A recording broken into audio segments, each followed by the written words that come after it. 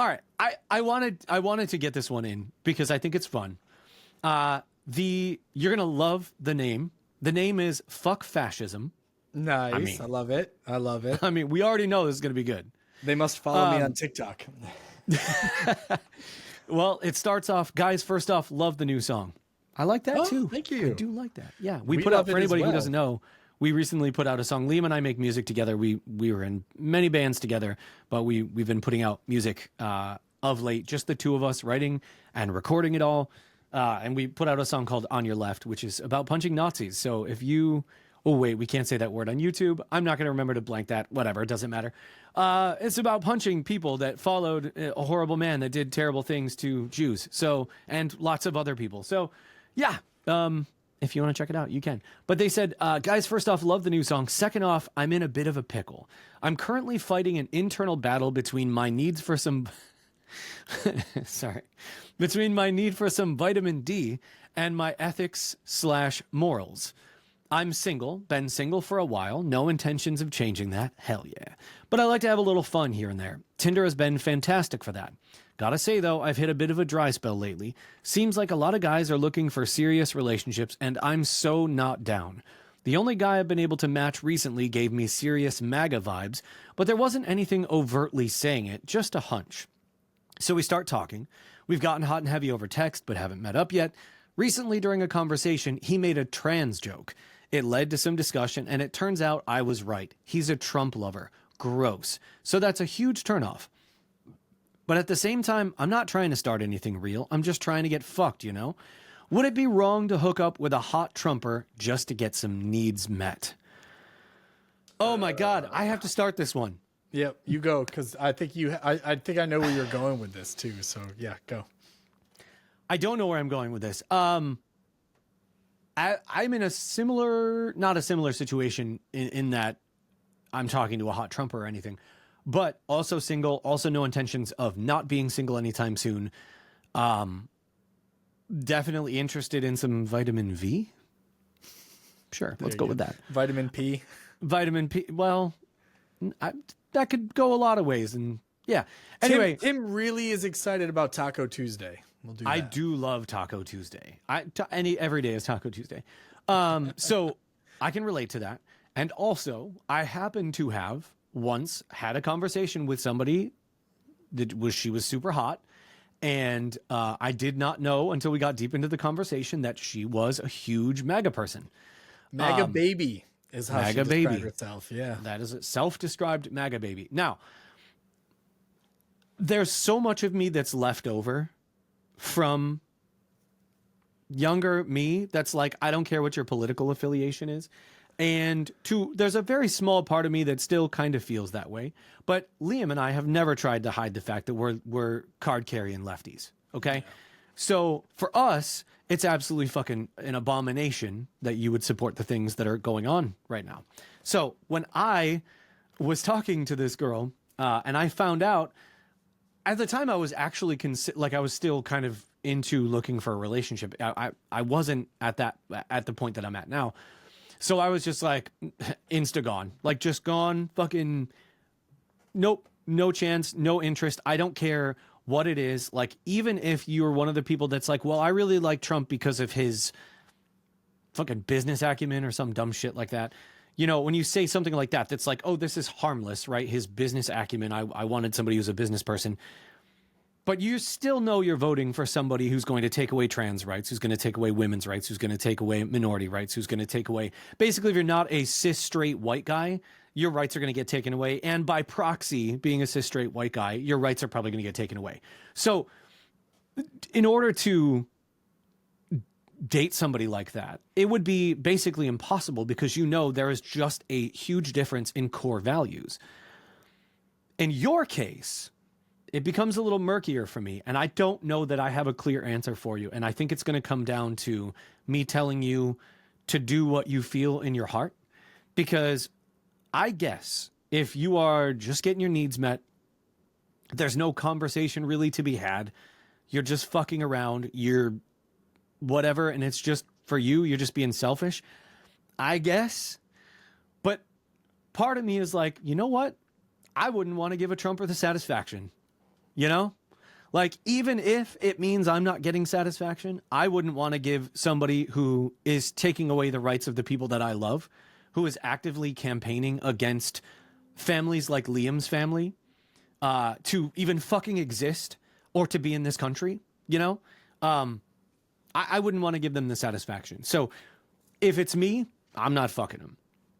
But I will say to you, I guess that there's wiggle room for if you really wanted to say like, yeah, I'm just getting my rocks off, but fuck this person, and like I will make sure that he doesn't come and I do. Like, okay, sure, I guess. But like, yeah, if it's me, no, that's a hard no for me. Liam, what do you think? Yeah, I mean, I would echo those same sentiments, because you have to think about where is the line, right? Like, so say, okay, well, he's a huge Trump supporter, and that's bad, but it's not so bad. I don't want to like fuck him. Okay, what if he's like an outspoken, outright racist? Would you still do it? What if he's a member of the KKK? Would you still do it? What if he was a Nazi? Right. Like a full-on, like, card-carrying, armband, fucking Elon Musk salute Nazi. You know what I mean? Like, Yeah. this is where, like, how deep is the line before you go, yeah, this is too much, you know? For me, yeah, no, absolutely fucking not. I remember way younger, I'd gone on a date with a girl that made some offhanded racist comment. I fucking got up and walked. Like, didn't even like, hey, that was fucked up. Literally got up, was like, nope, and just fucking left. And I think it's kind of going back to what we were talking about earlier at the start of the episode with the dad being just uncaring, like doing something that felt like he just didn't give a shit. That's the way I look at people. Like, people that complain like, oh, why do you got to make everything so political? And I go, because everything is political. And this comes from somebody that in their 20s would say that shit, where I was like, oh, why is everything got to be so political? Fuck the government. I'm not going to vote, blah, blah, blah. And then I realized like, oh, cool. I have the privilege of being a straight white cis man where I am unaffected by these policies. Like, gas prices go up for everybody, right? Grocery prices are going to go up for everybody. That doesn't affect me because of the color of my skin or the person, the gender I choose to have sexual relations with. So when you come from a place of privilege, and this was a really interesting. I'm sorry, I'm tangenting right now. No. Jamie from Run the Jewels kind of had a similar thing, like white dude from Brooklyn, and then Killer Mike, who's from Atlanta, is black. And Jamie kind of had a similar thing in his 20s where he was like, oh, fuck the government. This is all fucked up. Everybody's bought and paid for. And he said that to Mike, and Mike was like, yeah, that's good for you because it doesn't affect you or like your close family. It affects my community, affects me, affects my close family. And maybe, being a wealthier hip hop star, like, yeah, I can afford to not have to deal with some of that bullshit, but there's people that look just like me that don't get that same luxury. And so I'm not voting for me, I'm voting for them.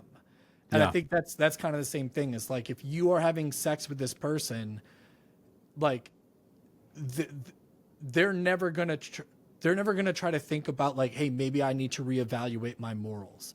But if they have enough people that go, wait, that's what you believe? I'm not going to fuck you. I'm not even going to associate with you. There's hopefully, knock on wood, hopefully there's going to come a point in time where this person goes, okay, maybe the problem is me. Maybe not immediately. Like if you're the one that cuts off, the D or cuts off the V, right? Yeah. Yeah. Maybe he's not initially going to go, oh man, that sucks, I should change. But there's the potential that enough people do that to him and he goes, okay, yeah, the problem is me and I need to reevaluate. I would encourage you to try to have conversations with him and, hopefully try to educate him, but do it safely, right? Yeah. I saw a TikTok earlier today. It was a girl. She had like set the phone in her lap and the dude driving the car was like scolding her for singing along to Happy Birthday at the restaurant. Like the people came out, were singing Happy Birthday to like a 6-year-old girl, and the woman taping herself was singing along, and he's fucking giving her a hard time about it. Like, do you know that family? Are you a 6-year-old? Why are you singing Happy Birthday? It's embarrassing. What? Yeah, and like, and that wasn't even the most red flag shit he said. There were other things he said that's like, you're supposed to be there for me. Like, Right. Yeah. just this shit where you're like, dude, that is so many red flags in one video. So I would say if you're going to have these conversations, and this would be for anybody, do it in a place where you are safe. Drive yourself to the date, or if you're gonna meet up for physical relations, don't let yourself be stuck like waiting for them to drive you home. Make sure you have some sort of escape route, like an Uber, a friend that's picking you up, or your own vehicle, something, because I would hate for you to start these conversations and be in a place where now your safety is at risk. I think these conversations are important to have. I think it's helpful for everyone to be more educated on these issues, but not at the expense of your own safety. So make sure that you can be safely removed from a situation that could very quickly become unsafe. Mm-hmm. Yeah. But all of that to be said, fuck that guy. Don't give him any more pussy. Send him into the bathroom to jerk himself off. Yeah. Or fuck that him. guy. Don't fuck that guy. Yeah, absolutely peg him and just. No, I'm not. I was going to say some shit. He might like it. I'm not going to say some shit. Might be into He it. probably would. Hey, he already fucking loves Trump. He'd probably love to get fucked by Trump. True. And, you brought up an interesting point, too, which is I know that for a lot of people, our podcast is an escape from the real world bullshit. And the shit that's happening and the political stuff. And this is not like the beginning of us being like, we're going to change this to a political podcast or anything. But the world is what the world is, right? And this question, go ahead. No, I was going to say, but you also have to take in consideration what we do for a living, and that these types of policies can very much affect our livelihood. So, I'm literally wearing a shirt that says read banned books, courtesy of my best buddy. I made it. These things affect more than what we sometimes see on the surface. And, if certain books are getting banned, it could lead to LGBTQIA books being banned, which are a good portion of what Tim and I perform, which then impacts our ability to do these books, which then impacts our livelihood and our ability to continue to be able to do the work that we do. Yeah. I've had similar conversations with people where they're like, oh, why are you worried about what happens with gay marriage? You're not gay. What are you worried about? And I go, right, but it's a very small step for them to go from let's outlaw gay marriage to now let's outlaw interracial marriage. And I am married to a Hispanic woman, and now that directly affects my marriage. So, and I don't vote solely because it affects me. I was just going to say that. I vote for the voiceless. I vote for the people that would be affected by these policies. Because in an effect, it does also affect me, because I want everyone else to also be able to lead a happy, free life like I'm able to live looking like this. So, soapbox. Yeah. No, totally. And that's why I wanted to mention it, is because, again, I know that it's an escape, and you're not losing that. It's not like this podcast is just going to be us talking about our politics all the time. But one, the question was asked, and of course we're going to answer it. We are going to answer your questions when you write them in. And two, it's just fucking relevant. And we are, for the people that listen to this show, that we know the demographics of the people that mostly listen to our show, as I spit all over myself. Yeah. Women largely listen to our show. Generally older women, mostly in the United States. And like we've talked to a huge number of people that listen to the show. And I would say that more people identify as queer that listen to our show than identify as straight.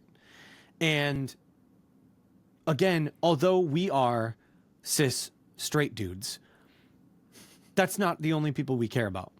This is our community. These are people that we love, people that we're grateful listen to our show and watch our show and listen to the books that we narrate and hang out with us online and in forums and when we go to the conferences, when we do get to go. And these are our family. These are our friends. These are the people we love. And so for us, yeah, it matters. Like the policies that are happening right now impact us too. But that's almost like ancillary to the fact that there are people whose very lives they're attempting to invalidate. Yep. And that's just, we're not going to stand for that. So again, just wanted to say, this is still your safe space. This is still your escapism. You can absolutely come here and listen to this show and just hear us talk about dicks and balls and give bad relationship advice and make you laugh. But if somebody asks us a question and it's fucking relevant, yeah, we're going to talk about it. Just like we always have. It's never been, I think, it's always been important, and I think we've always talked about it when it needed to, but I don't think it's ever been as important to talk about it as it is now. Yeah. So, agreed. Yeah. Thanks for the question. We thanks for the appreciate question. You just put us on a watch list. Great. I know. We're in deep shit. Well, you were already on a watch list. You have a Mexican family. Dude, so I'm married to a Mexican and I'm an anarchist. I am the watch list. It's true. Fuck. It's true. But thank you. And fuck fascism. Absolutely, we agree with you. And so do what you're going to do. Hopefully, listen. As a lefty, single man not looking for a relationship, we're out there. Unfortunately, they look like this. So, sorry, man. You know what? Love is only a light switch away. It's true. I can turn these lights off right now. I'll be hot as hell. All right. The show has a shirt that's like every mouth feels the same in the dark. Yeah. So there you go. Yep. Exactly right. Yeah. I love it.